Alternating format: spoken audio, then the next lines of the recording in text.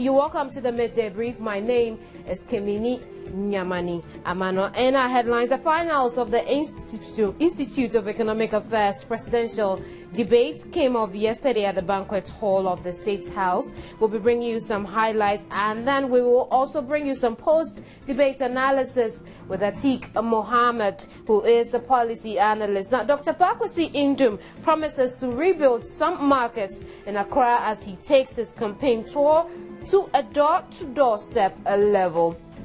In Wellness this afternoon, you will get information on the health benefits of watermelon. Stay with me for details of these stories and many more. In our first story, Dr. Pakwesi Indum has promised to transform the Sankara Market to a modern one. He says the Progressive People's Party will give market women loans to expand their businesses when he becomes president. He made these promises during his door-to-door campaign on Wednesday at the Ayawaso West Wuogon constituency here in Accra.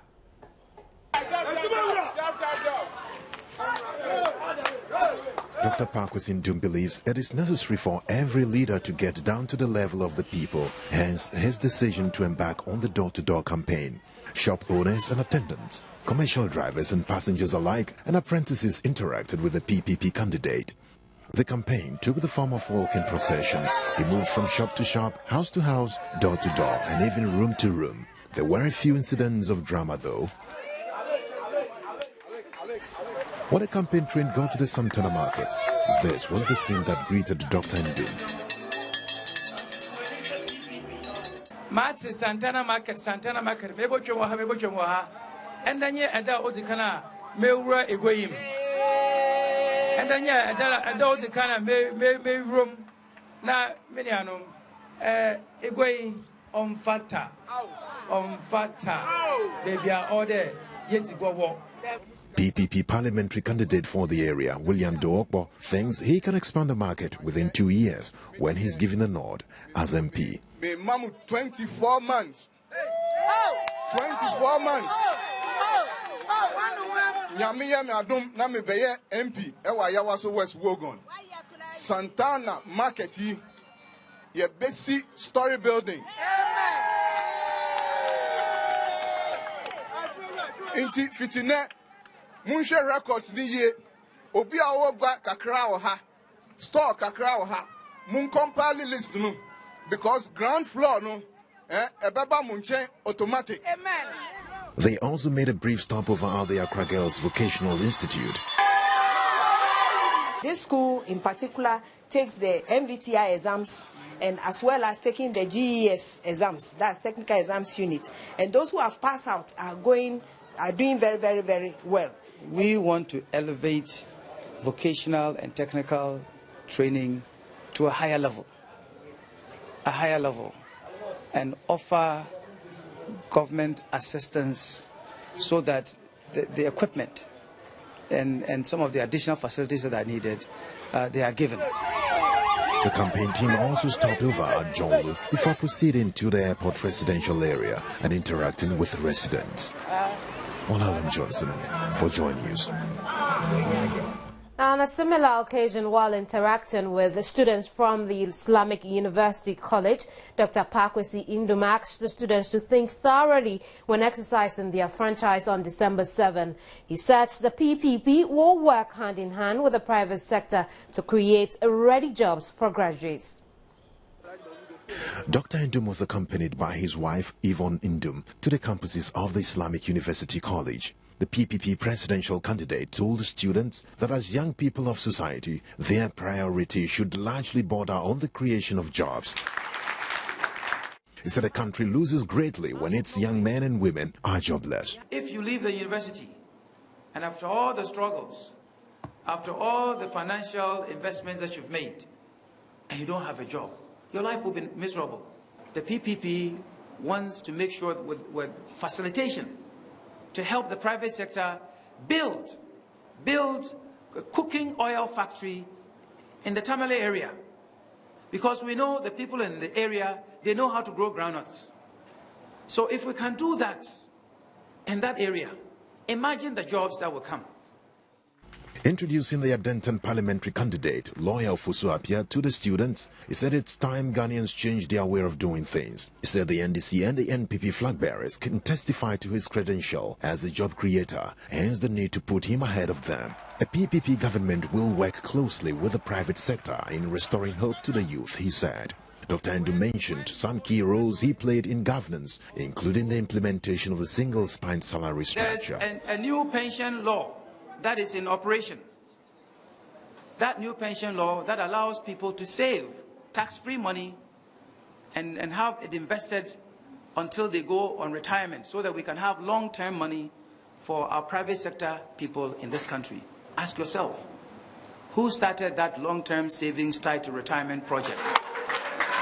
When the Americans said they had some money, that several different countries should come and bring their plan, and their plan, if it is good, they will give them some of the money.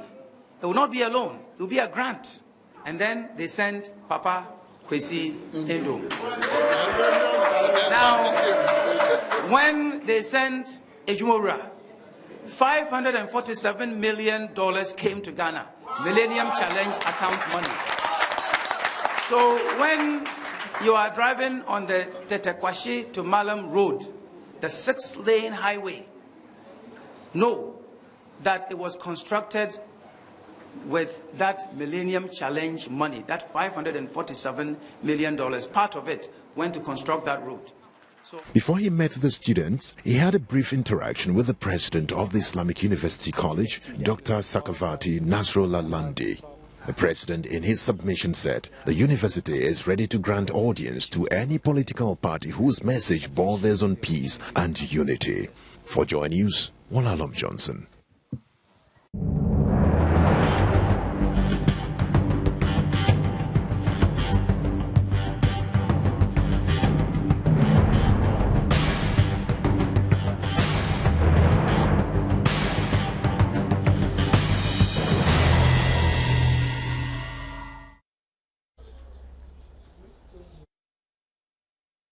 You're still watching the Midday Brief, and like I informed you earlier, we'll do a post-debate analysis today on the brief. But before then, let's check out what's up with wellness. Now, everyone loves a big piece of thirst-quenching watermelon on a hot day. It's so refreshing.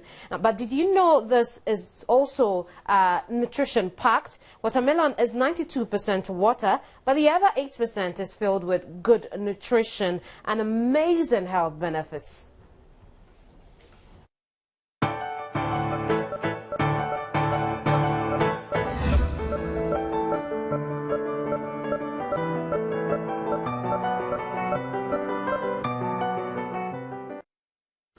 Watermelon is extremely alkaline forming in the body, which gives the body a host of benefits. Watermelon is the lycopene leader among fresh fruits and vegetables. Deep red varieties of watermelon have replaced the tomato as the lycopene king. The red pigment, also found in apricots, pink grapefruits and papaya, is an important antioxidant. It has been found to be helpful in reducing the risk of prostate, breast and endometrial cancers, as well as lung and colon cancer. Watermelon may also have Viagra-like effects. It contains citrulline, which can trigger production of a compound in the body that helps relax the body's blood vessels in a way similar to what happens when man takes Viagra, according to a Texas A&M study. Watermelon is a diuretic and was a homeopathic treatment for kidney patients before dialysis became widespread. Watermelon is a very good source of potassium. It helps muscle and nerve function. It can ease inflammation that contributes to conditions like asthma, atherosclerosis, diabetes, colon cancer and arthritis. Watermelon is a certified heart-healthy food by the American Heart Association. Watermelon is often all you need for breakfast, and it's always amazing how you feel full for hours. It is also true that watermelon is high in sugar, with 10 grams per cup. But think about it. What is a better choice, a candy bar or a nutritious piece of watermelon? Away from that, yesterday, the 4 presidential candidates with representation in Parliament mounted the IEA presidential debate platform to defend their policies and punch holes in the opponents. The presidential candidates answered questions on areas such as peace and security, corruption, bureaucracy, the rule of law, as well as character and leadership, and natural resource management, and women and gender issues. Now, here are some highlights from yesterday's debate. I move to the Honorable Nana Akufo-Addo of the MPP. Thank you very much, Madam. Madam, the traditional foreign policy of our country has seen cooperation within ECOWAS and cooperation within the African Union as the central elements of our foreign policy. Unfortunately for us, the one contribution of the Mills Mahama administration to our foreign policy making was perhaps the most disastrous invention so far, the Ziwufi Asem foreign policy. Your neighbor's house is on fire, and you will turn your back and concentrate on your own affairs and watch your neighbor's home go up in smoke. That was not the policy that has been defined by several generations of political leaders in our country. The Kufuor administration, which I had the honor and the privilege to act as foreign minister for 5 years, took extremely seriously the principle of good neighborliness. What we needed to do to make sure that we are on good terms with our brothers on the Côte d'Ivoire and Burkina Faso and Togo, because this is our immediate catchment area. We need to go back to that principle. And that is why today a major blot on our international reputation is that our country is being seen as a haven for people to act against a neighboring country. We talk about the Ivorian crisis. The United Nations has published a report in which it has stigmatized our country as providing space and base for Ivorian dissidents to subvert and destabilize the Ouattara government. This is a course of conduct that an Akufo-Addo government is going to bring to an immediate end and restore the traditional Ghanaian foreign policy position of cooperation and good neighborliness, and within ECOWAS and within the African Union. Thank you very much. Thank you very much. Let me use the first 30 seconds to correct an impression. Ghana is not being used to destabilize Côte d'Ivoire. We're doing everything possible. I declared on the UN stage that we're not going to allow our country to be used to destabilize any of our neighbors. And I'm not only talking, I'm walking the talk. I talk to President Ouattara regularly. We share information. Recently, we arrested 2 people who were trying to run arms to Côte d'Ivoire. We interrogated them. We handed them back to the Ivorian authorities. Relations between us are great. There's confidence between myself and President Ouattara. But let me talk about the planks of my foreign policy, and some of it is in operation already. The first is Africa as a centerpiece of our foreign policy. Because we belong to a continent, our focus is on how to make that continent a better home for all of us. And so that is the centerpiece of our foreign policy. And under that centerpiece, we would continue to play our role in African affairs in a bold way. We're going to continue the dreams of our Pan-Africanist fathers. We have completed the liberation of our countries in Africa, and so we're moving to the next step, that is working together to create conditions under which our continent will be a better place for all our people. We will meet all our obligations under the African Union, the protocols, the rules and regulations. We will support regional bodies, the Pan-African Parliament, of which I was a distinguished member for many years, the African Court of Human Rights. We will continue to work for that. We will work for peace and security on our continent. The second obligation would be to promote regional integration. We belong to West Africa. ECOWAS is our sub-regional body. We'll continue to push for integration so that our economies can have better viability of scale. And in this regard, we will work with all our neighbors to open our borders so that more goods and services can move across, to harmonize our tariffs so that we can create a free zone, and eventually, by the grace of God, introduce a common currency across the West African sub-region. And I have been joined in the studio by Atiku Mohammed, who is a policy analyst. Thank you very much for your time, and good to see you again. Yeah, good to be here. So, what were your general impressions about yesterday's debate? Well, I think yesterday, generally speaking, the entire exercise was on a low key, in the sense that the format, I think, contributed significantly to that kind of experience. People were scared to, use their rebuttals because you had only 3 opportunities. So we did not actually see the debating bit of the entire exercise. And again, you would realize that it was more like a question and answer session instead of a debate. It is just... Which was... it means that nothing really changed from the Tamale event to... No, in Tamale you could see some kind of debate going on because some of the candidates actually provoked debate, even though they were asked questions, but in the process they would want to, tell their opponents that you have not done well in this particular sector and so on, and which would certainly excite some reaction. But in this particular one, they were so limited in the sense that they were asked specifically to answer the questions. And in so doing, you would not have the luxury of wanting to say that your opponent's alternatives are not the best and all that. I think it was just on foreign policy that we saw some semblance of debate when Nana was saying that Ghana our territory has been used for the organization of dissidents to go and wage a struggle against their president in Cote d'Ivoire, and the president sought to react and so on. It was at that part that we realized there was a bit of a debate. But narrowing down to I'm sorry I have to cut in. We're quickly running out of time. Yeah. But narrowing down to the various topics they had to treat. Corruption, a lot of people think, was not well tackled by all 4 of them. What are your impressions? Well, I think to some extent, even though it is true that they didn't exhaustively deal with the issue, but some were able to make some suggestions as to how they are going to deal with corruption. But I personally who would you pick out? Abu Sankara and Nanado were able to say that. And this is something which is very significant. The first step towards fighting corruption is personal, incorruptibility, and then show of extreme commitment and leadership. Right. If you are not committed as a president to fighting corruption, you may have all the laws that there are, but you still will not be able to deal with the issue of corruption. But I was personally disappointed at the response the president gave. He couldn't tell us clearly what really it is that he wants to do. All he kept saying was, they are doing this. And when you look at the things he said they are doing, they really are not things that you can say amount to a very serious struggle against corruption. For instance, he himself has admitted that his government has paid monies to undeserving individuals and institutions. What is it that he has done? He has not done anything significant.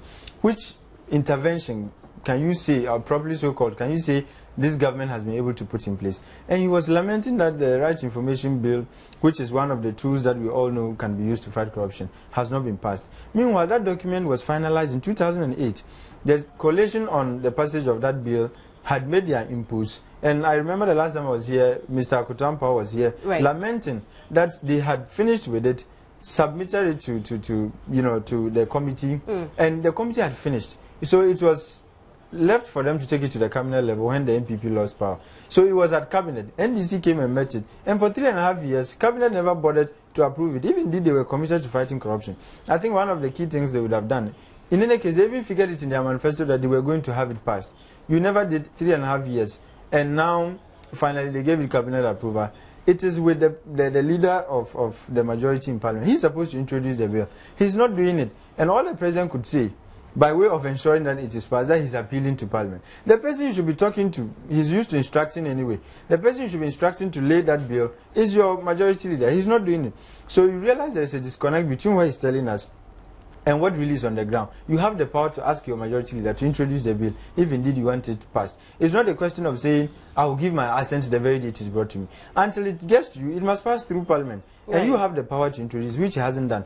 And this issue of judgment debts, he was trying to say that, you see, corruption has assumed a very sophisticated dimension in recent times. Judgment debt settlement, it's not just about judgment debt, but the way people try to take out judgment debts or cases relating to judgment debts from the courts and asking that they be settled out of court and the people involved and the processes that lead to the payments of monies to individuals who ordinarily don't deserve to be given those monies. The president was unable to tell us or to justify why they have done that and why they have not taken action. And that is why this issue of leadership comes in. If your own, like people from your own government, have committed offenses, and we all know some people have been named, to the extent that one of his deputy general, attorney general said that government has no case in the famous Wayomi case. This person doesn't deserve to be in office. When Muntaka was found to have been indulged in one form of corruption or the other, the late president himself said that it was just exercise of indiscretion. So if you are finding justifications and excuses for corruption, there's no way you'll be able to deal with it. And I personally was disappointed. And I think that my flag bearer, unfortunately, also was off target.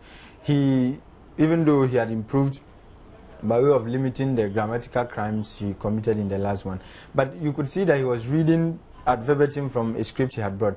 But having said that, he had developed, or he assumed some posturing, which by all accounts was meant to disrupt the man next to him, who is the MPP's flag bearer. And I found that extremely unacceptable. The person holding the power now is the president. And as PNC, our position is that we want to win political power. We want to get it from the NDC. So attacking your fellow who is also struggling to get that power will not get you anywhere. Because at the end of the day, he is not going to relinquish the power to you. He doesn't have it. Talk less of giving it to you. And it appears his focus was, let me distract the NDC man, the MPP man, let me attack him.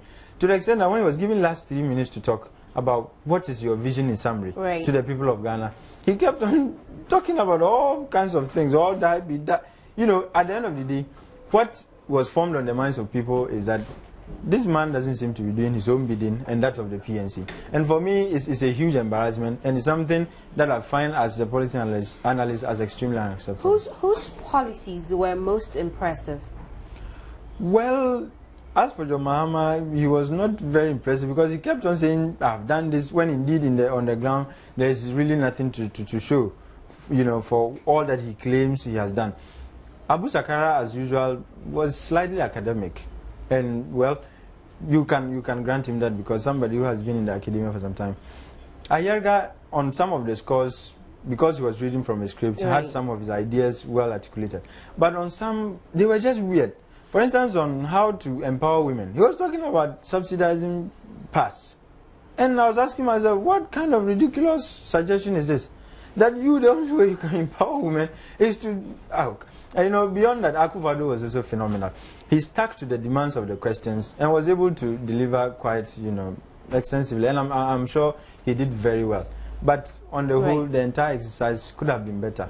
Could have been better. What should they do to make it better next? The timing for the candidates. 4 years, perhaps. Yeah, the timing for the candidates is really, really short. You don't expect me to talk about corruption in just 3 minutes, especially so that if I were an opposition person, that I am, and I was to talk about corruption, I should be able to indicate some specific cases. And by the time I finish citing one example, I'm sure my time will be up. You need to extend the time. And I think also that the questioning should be fashioned in such a way that it can stimulate debate instead of reducing it to some kind of classroom teacher encounter. Right. Thank you very much, Atik Mohammed is a policy analyst. Now, Araba Kumston comes up with your election headquarters. She'll delve deeper into the matter. She'll talk to all 4 political parties who represented yesterday at the debate. You don't want to miss that. Next to Showbiz Brief. But that's it from me. My name is Kemini Nyamani Amano. Thanks for watching.